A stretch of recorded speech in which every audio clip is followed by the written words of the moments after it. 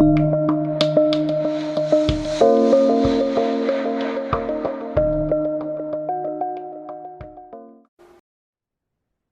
everyone, Pam Gregory, astrologer. I'm going to be speaking to you today about the first half of March and the full moon that we have coming up in Virgo on the 7th. But just to say that March is an absolutely enormous month energetically, particularly the second half, which I'll be talking about in the next video, but it really is huge in terms of energy shifts and consciousness shifts.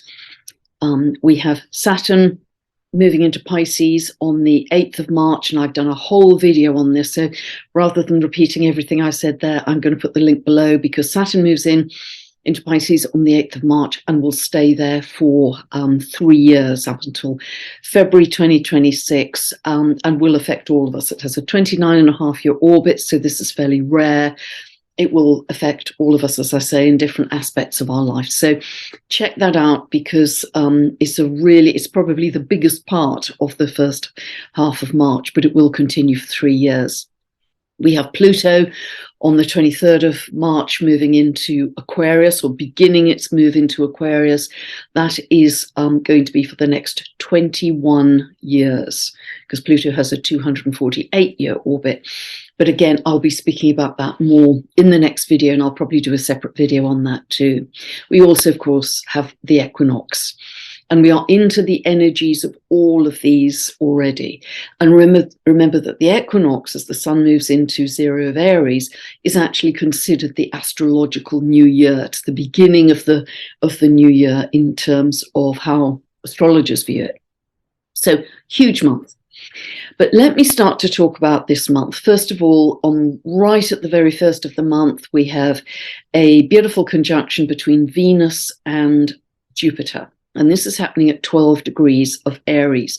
So see where 12 degrees of Aries falls in your chart. This is going to be particularly strong for you if it's conjunct one of your planets or angles. But whichever house area it's landing in, this can bring a sense of success or abundance or recognition, or if it's falling in your 5th house or your 7th house in your chart, this can bring perhaps some romance into your life, or just some pleasure, some sociability as well. If you don't know what I'm talking about, you can download a free birth chart from my website, and then if you go to this link below, you can buy a 2-part video series from my store that you can use to infinity for every update I do to help you identify where to find these points in your chart and what it means for you. So then we come to the full moon in Virgo on the 7th of the month. This is happening at 16 degrees 40 minutes of Virgo. It's happening at 4:40 Pacific time, 4:40 a.m. Pacific time, and 12:40 lunchtime p.m. UK time on the 7th. So this is the 6th in a row out of 7 full moons at 16 degrees of their sign. And as I've mentioned in the previous ones, the 16th card in the tarot is the Tower. I think that is absolutely where we are at for humanity. We are absolutely at the Tower moment. And the coming months in particular, March, April, May, I think are absolute game changer months in humanity's moving forward and the choices that we make. But of course, I'll be speaking much more about this as we move through.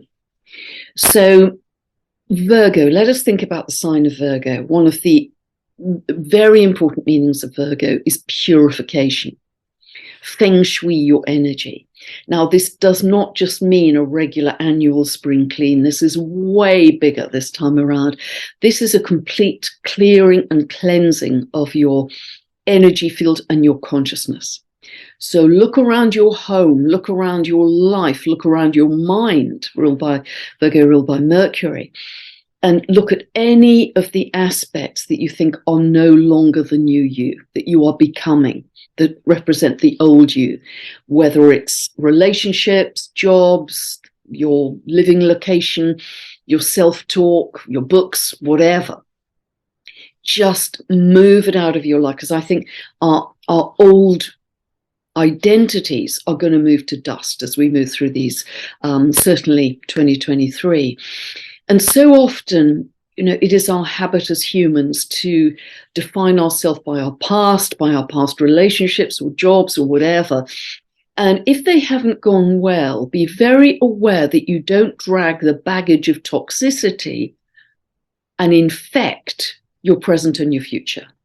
Don't drag the heavy suitcases of a toxic past, whatever that represents to you, into your present and your future. Do not infect it, because we're about to take a huge jump in evolutionary terms, and you just don't want that old stuff to get in your way in any sense. So be really tough love with yourself on this, really tough love. Now we're going to look at the chart. I'm going to share my screen. And as always, I've set this full moon for London, England. This is where I live. So ignore the clock face, ignore the houses. Just look at where the planets are falling and their aspects to each other. With any full moon, see where this one, 1640 or Virgo, falls in your chart, as I say.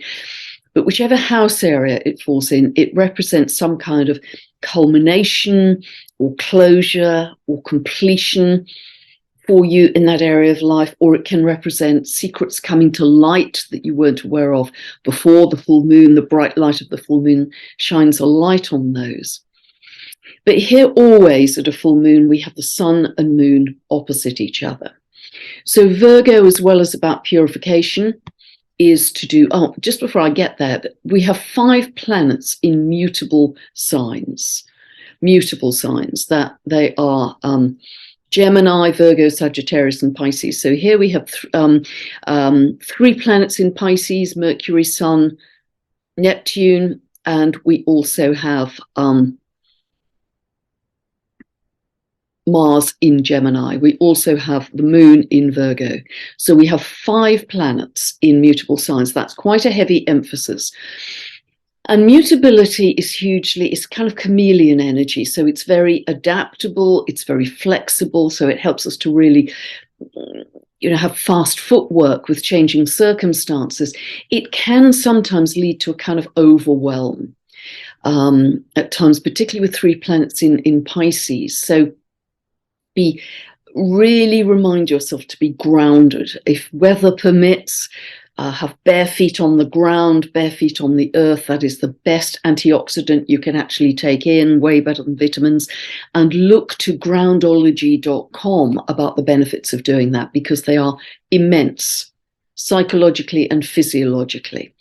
So just stay grounded, because I think we are going to be going through a very fast pace of events. That's going to continue, particularly Jupiter in Aries, Venus in Aries, Sun moving into Aries on the 20th of March. It's going to ramp up. So stay grounded, stay centered. Virgo is very much to do with how can I be of practical service to you? How can I help you? It's very much a sign of service. So is Pisces, actually. They both have a sense of, I want to be in service. Virgo tends to be practical service. Pisces tends to be spiritual service. It's quite devotional, wants to create something greater than itself. And it's interesting also that this axis, this Virgo Pisces axis, is called the health axis.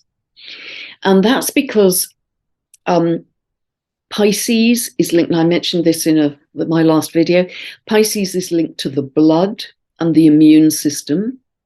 Virgo is linked specifically to the gut, to digestion, and to nutrition. But the urge of Virgo is to get all of the body working like clockwork, all of the body working properly, in balance, as it should be. And I see Virgo again and again and again in health practitioners. And I see Pisces, particularly midheaven Pisces, in the charts of healers, therapists, and nurses. Comes up again and again. There's this healing instinct. So this is very much the health axis. And Virgo is also connected to, I love to think of it as the ancient wisdom keepers of the earth. The natural remedies, all the wisdom that the earth gives us in terms of healing. So the natural remedies, plants, herbs, essential oils, all the things that the earth can give us to cure whatever ails us.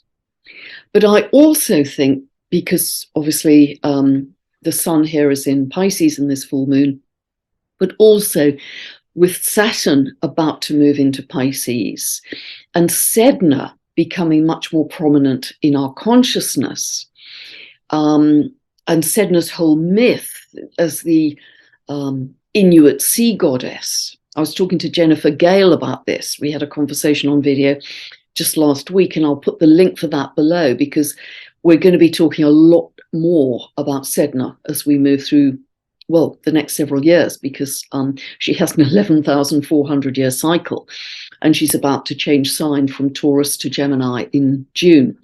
So for various reasons, we're going to be talking a lot more about Sedna, but her myth is linked to the deep, icy waters of the Inuit peoples. And because Saturn's moving to Pisces as well, I really think we are going to be understanding so much more about the seas. We're going to be understanding a lot more about water and its part, the part it plays as a living consciousness, and we ingest that and excrete it, etc. But it's interesting, a follower of mine sent me a very interesting mention of a French man called René Quinton. René Quinton. I'll put the link for that below. You're going to have a lot of links from this video. He lived around about the turn of the last century. He died in the early 1900s. He was a biologist and a physiologist, and he developed a means of using seawater, because he recognized that seawater has incredibly rich healing properties with minerals and vitamins and amino acids that we may be deficient in. So what he did was develop a method of purifying it through microfiltration. And I believe he also mixed it with spring water. Could have been distilled spring water. I mean, do not try this at home. But he was essentially injecting what he called marine plasma into the blood of people who were very ill, very unwell. And surprise, surprise, they became well again very quickly. And his work continues. As I say, the link will explain a lot more. So I haven't had enough time to really research in depth what he discovered, but you can do that for yourselves via that link. And this is the kind of thing, that not only this full moon represents, that the earth and the seas have this healing potential, but discovering so much more about the depths of the ocean and that healing potential. I just think this is an immense subject. So over the coming years, we're going to be talking a lot more about that. So take a look at that link, because it's absolutely fascinating. The other thing to say is, Virgo is ruled by Mercury, and Mercury also rules the sign of Gemini, sign of the mind, the sign of communication.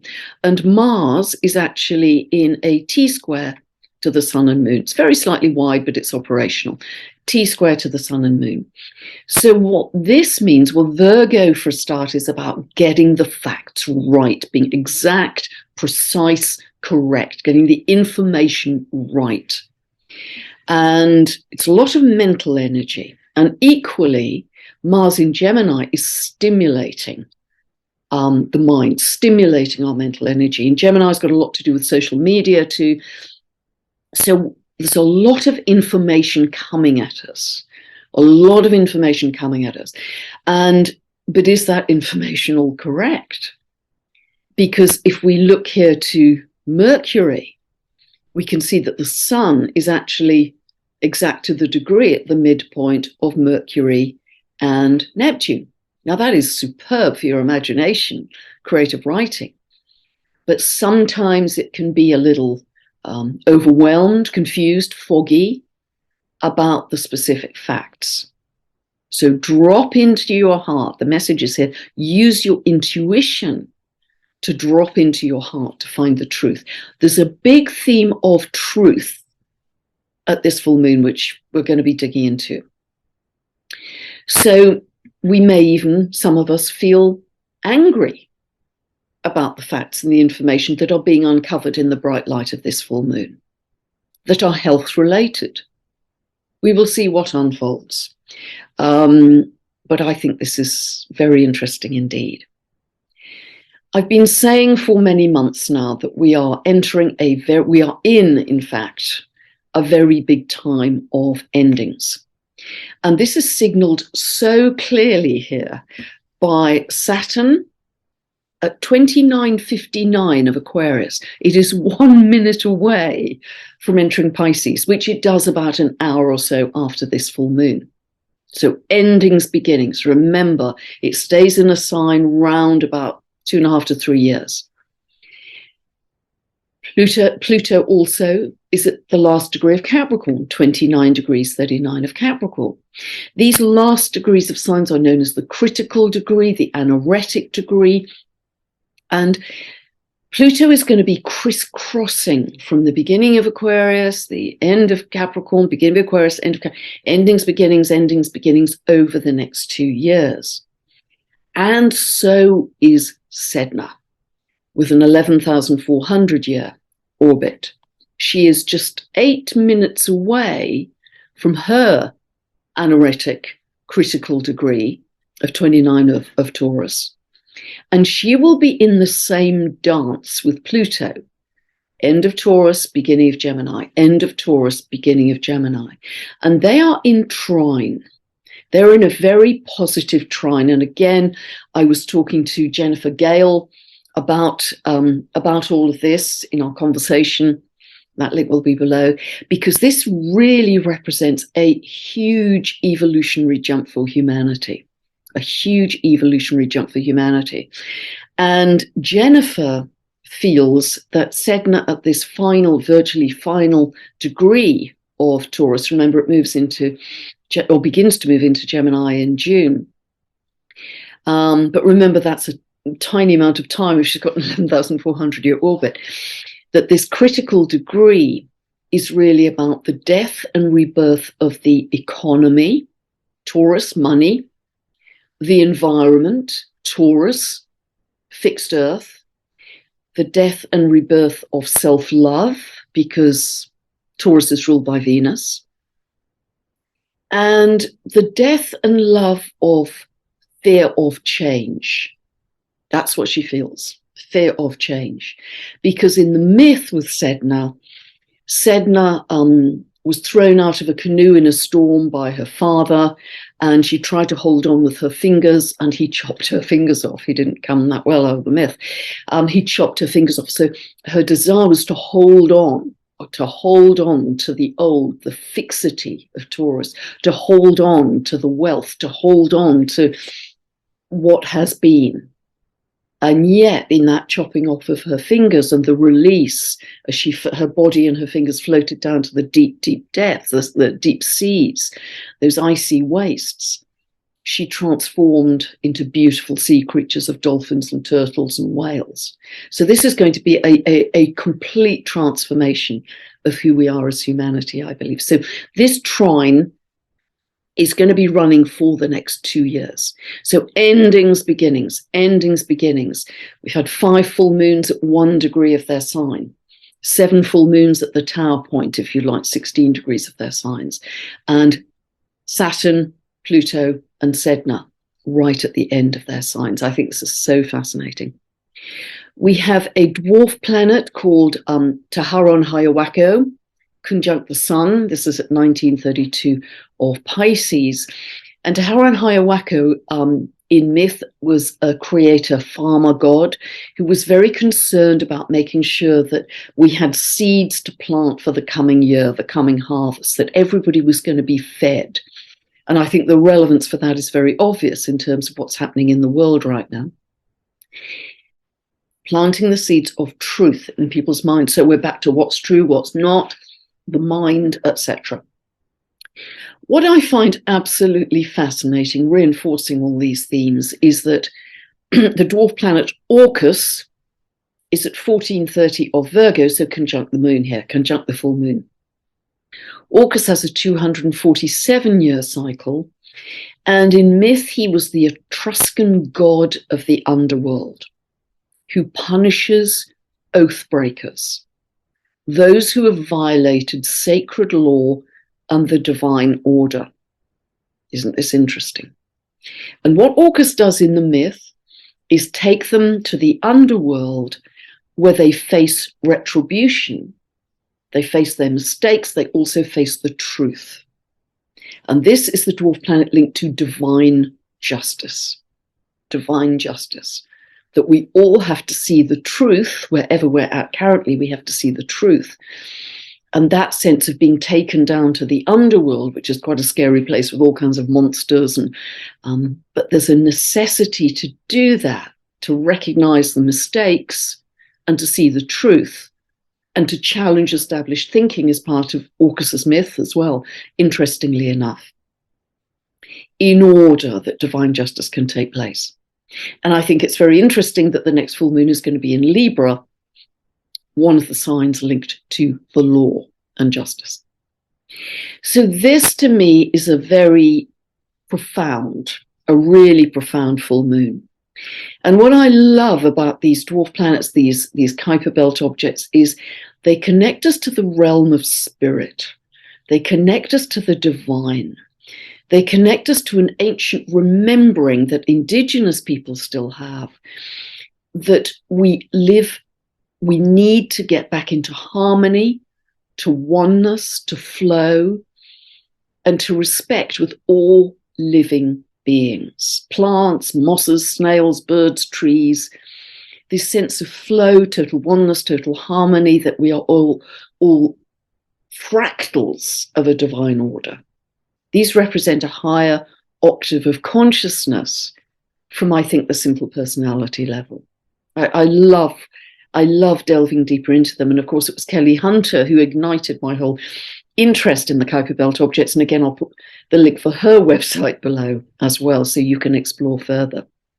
So I'm going to stop sharing at this time. So yeah, just recognize what huge times we are in. And even just as an experiment, stay in love, stay in gratitude, stay in joy, stay in appreciation. Do not be swept away by the external. Do not be swept away by the external. There's going to be so much drama, so many distractions out there. Be really strict with yourself, even just as an experiment for the next couple of months, that you are going to stay on track in that higher timeline of love, because that is what is going to accelerate New Earth and magnetize it to us in a much bigger way. The more of us are on this divine bandwagon of New Earth, the more quickly and the more fully that is going to manifest for us all. And I'm so passionate about this. So in a video some months ago, I said, starve out the scary, loving the good. Starve out the scary, loving the good. And that is a very good mantra to stick to in these times. And as I say, even bigger times in this second half of March. And then, boy, with that shift of energy, we are really on a roll into the eclipse season of April and May. And just before I close, I'd like to share with you a wonderful book written recently by a very good friend of mine, Sue Stone, A Wonderful World for All. She's getting great feedback on this. It's a very simple, practical, accessible guide to how we navigate the times that we are currently in. It's really a joy to read, and she's getting, as I say, wonderful comments about it. I made a very small contribution to it. I have a short chapter in this book if you'd like to explore it further, and others, Diana Cooper, Dr. Sam White, have made contributions to it as well. So I'll put the link for you to buy that book below here as well. So many links today, and really hope you enjoy that. So that's all for now. I'm going to be back talking with David Farrell next week about the Aries equinox, which is going to be massive this year, bigger than I think we've ever known it, because the energy is so different and there's so much light on the earth in a way that we've never had it before. So God bless. Thank you for listening. If you'd like more information about my books, my videos, my long monthly newsletter, just check out my website, pamgregory.com. God bless. Bye for now.